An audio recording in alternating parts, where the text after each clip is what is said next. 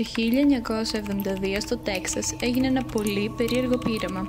Τι θα συνέβαινε σε έναν κόσμο χωρίς ξυπνητήρια και ωρολόγια?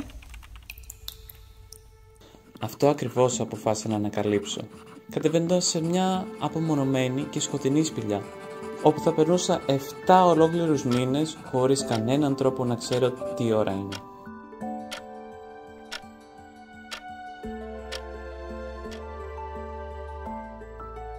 Το 1972 ο Μισελ Σίφλ έφτασε στα βάθη του σπηλαίου, όπου θα περνούσε τους επόμενους 7 μήνες στην απομόνωση.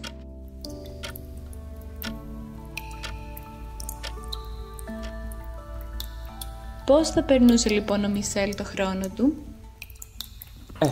Για να λέμε τα πράγματα όπως είναι, τα αποτελέσματα δεν ήταν και τόσο ριζοσπαστικά. Ο Μισελ οργάνωσε το χρόνο του μέσα στη μέρα με τον ίδιο τρόπο που θα τον οργάνωνε αν ήταν στον έξω κόσμο.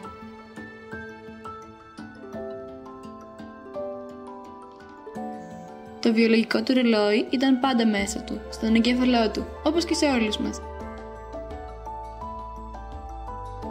Κάποιες φορές κοιμόμουν 2 ώρες, άλλες 8 ώρες και πραγματικά δεν καταλάβαινα καμία διαφορά.